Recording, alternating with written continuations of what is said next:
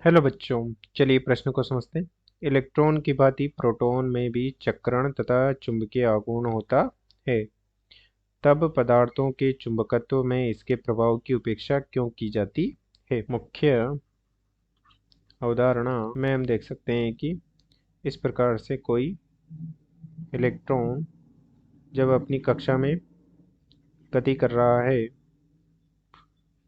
इस प्रकार से v वेग से गति कर रहा है, तो वो एक धारावाही लूप की भांति व्यवहार करता है और धारावाही लूप के लिए चुंबकीय आघूर्ण का मान होता है m बराबर एन आई ए। चूंकि यहाँ पर हम लिख सकते हैं n घेरों की संख्या है तथा i लूप में प्रवाहित धारा है तथा a उसका क्षेत्रफल है। माना कि इस केंद्र से इस लूप की त्रिज्या r है, तो n का मान 1 हो जाएगा तथा धारा का मान e आवेश 2 पाई r परिधि को, माना कि v वेग से गति कर रहा है, और a हो जाएगा उसका क्षेत्रफल जो कि हो जाएगा पाई r की घात 2। तो यहाँ से ये कट जाएगा और ये हमें प्राप्त हो जाएगा ई वी आर बटे 2, जो कि इलेक्ट्रॉन का चुंबकीय आघूर्ण का मान है। तथा यहाँ से हम देख सकते हैं कि चुंबकीय आघूर्ण आवेश, कक्षा की त्रिज्या तथा वेग पर निर्भर कर रहा है। और हम जानते हैं कि यदि किसी भारी वस्तु है तो उसका वेग ज़्यादा होता है तथा उस भारी वस्तु का वेग कम होता है तथा हल्की वस्तु का वेग ज़्यादा होता है। तो इसे हम संवेग के रूप में भी लिख सकते हैं कि इलेक्ट्रॉन का संवेग आ जाएगा, जो कि हो जाएगा पी ई आर बटे एम ई गुणा 2। हमने द्रव्यमान से ऊपर नीचे गुणा कर दिया। तो यहाँ से हम देख सकते हैं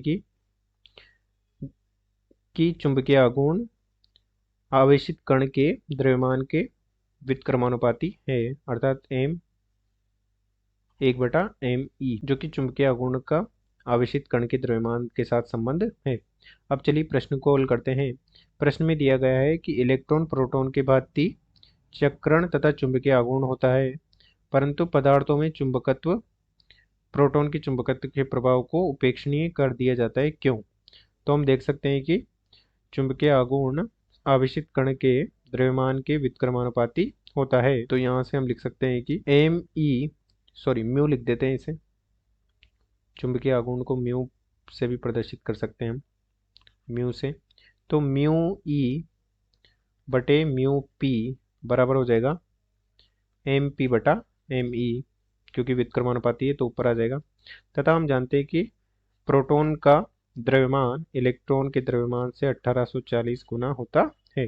तो यहाँ पर मान रख देते हैं।